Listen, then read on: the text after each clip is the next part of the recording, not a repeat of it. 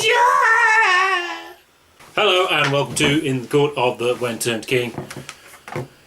Tangerine Dream. Force Majeure. Force Majeure. It's French. It's not German actually, but Force Majeure it really is French, isn't it? Yeah. Yeah. Big change from the other album we did. I think we did the two correct albums. Corresponds with the albums that I own. Conveniently. But there is a change, big change, and you can see that the music's much more direct now. And it does surprise you in that it kind of tricks you at the start, and then it is much more direct. It's easier for the listeners, easier for the writers as well, and the players. It's not necessarily worse. I mean, in many ways it's better because there's this clarity to it, and it's much more well recorded. You've still got the spacey bits, but you've got band bits.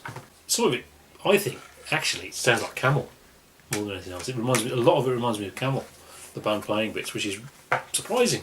You know, there's guitars, there's sort of tight drumming parts, and kind of obvious chord progressions and stuff like that. It's almost Dave Gilmour generic. It's almost that generic, and it's surprising how good they are at it. Really, seeing as that's kind of not what they were doing before.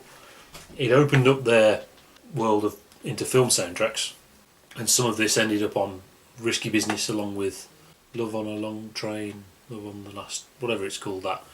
And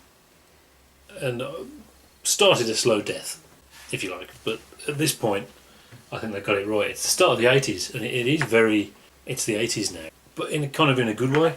Massively influential, I think. You see it in lists of albums on electronica and stuff like that, as with the other album. But also, I think, stupid new wave stuff that I don't like, probably as well.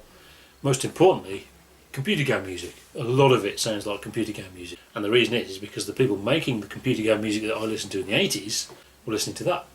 And that's good. That's cool. I like it. It's good. Yes. Yes. The start is very misleading because the very first part of the first track makes you think, ooh. Yeah, more of this. I quite like the previous album we did. Phaedra. It seemed to have. It was interesting that it was just. It did sense it was just a few guys messing around, trying to make cool sounds and deliberately not being generic. Whereas this may feel a little bit more mechanical because you can sort of see how the music's produced, and as you say, there are fairly standard stuff in there. Pink Floydy in places, the sort of ambient Pink Floyd type stuff. So the question is, under what pretenses would you listen to an album like this? I can understand why computer game programmers would listen to this because it's very good sort of music to listen to that doesn't invade your thought pattern. So if you're concentrating on something and this is playing in the background, it actually augments the workflow. Yeah. I don't think it's something you could listen to.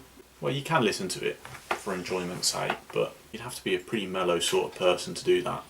Yeah, in a way it's a passive listen. Yeah. Yeah. I mean, you mentioned programming music last week, didn't you? Yeah, well, was it last week? Was it 2 weeks ago? It was 2 weeks ago, wasn't it? Yeah. This is probably better programming music. Yeah. It won't distract you, but it can be there as something nice. Yeah. And that's okay. I like the long tracks. I get quite excited when I see an album with only 3 tracks on it. Yeah. So yeah, it means it's something worth investing in. Yeah. The anti-Beatles. Yeah. Yeah. First song? Yeah. Force Majeure. Like you said, it starts much the same as sound effects, whatever it is. Then the band come in, and you think, oh, okay. Nice. But you don't mind. It's not like, it's like, cool, a band playing, and it's playing very tight. And I think it sounds like Camel. Then you've got an acoustic bit, a strange sort of bridge, almost kind of ELO.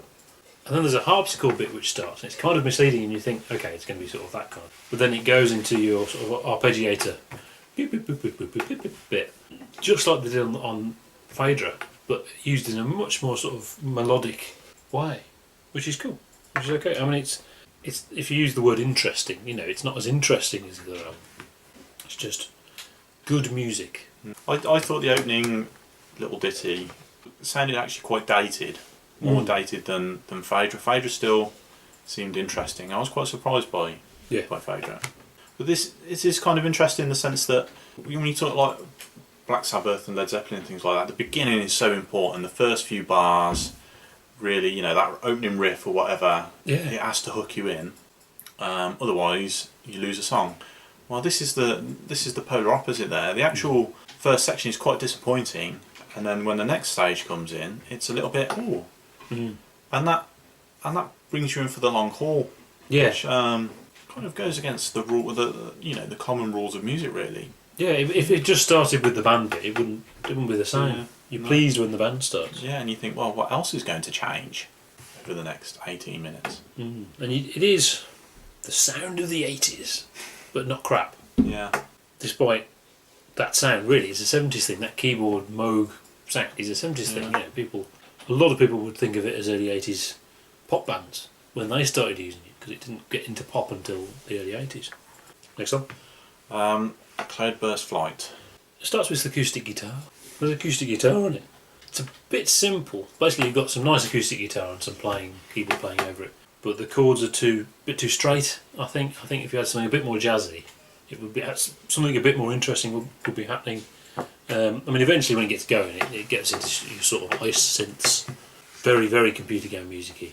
And again, a bit light, but it kind of gets heavier, and sort of the band, it sounds more like a band as it goes, and I think they put the distortion on the synth as it goes, and so it progresses through, so that's pretty cool. There are parts of this I definitely thought Pink Floyd, which is a good thing, but they're losing a little bit of their uniqueness there, which is a shame, because this is quite a pleasant find in the back catalogue. Yeah, it's always nice to find something unique, and I think it's kind of mushing into that sort of early 80s. Everything's becoming homogenised, and well, rubbish, frankly. Yeah, but it's not there yet. It's good. Yeah. It's the straight acoustic guitar bit, which is very straight chords. It's almost Dave Gilmour in that sense, in the bad sense, not in the good sense. It's playing something very, very simple and very just blues based. A and then E and then A and then E and then A and then E. There's nothing wrong with that, but you've got to do it. You've got to be the best at it. Yeah, the best A to E chord progressors ever. And obviously, Tangerine Dream aren't from that background, so they're not going to be that, are they? So. Yeah. Number 3. Through Metamorphic Rocks. I think this is more traditional 70s Tangerine Dream. There's a safe rhythm bit, if you like, with chord progression, but there's stuff going on in it. It probably goes on too long, this one, I think. Unlike Force Majeure, which is nearly 20 minutes, but goes loads of places, and it's perfect. It feels like this one's been spread out a bit to fill up the album, maybe.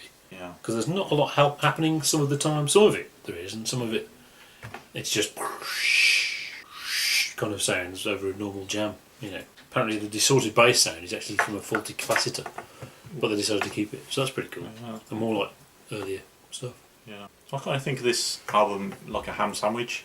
So Force Majeure is like the bread, wholemeal bread. Cloudburst Flight is like the cheese, and Through Metamorphic Rocks is like the pickle. The pickle. And if you have too much pickle, what it's like. It's no, but you get it just right, and it's perfect. I wonder if too much pickle. Yeah, it should be half the length. Maybe we'll make a better album. Yeah. But yeah, this is. I think it is particularly this one that is significant in their journey to making lots of money, because they remixed some of it and used bits of it for Risky Business a couple of years later and became film music people. But they made lots of money, and that's cool. So you're going to give it any eggs? It's 3.5, 4. Yeah. It's just about 4. Yeah, I agree. Pitch myself round about the same place. So there you go. That was Tangerine Dream. See you next week for episode 100. Oh my god.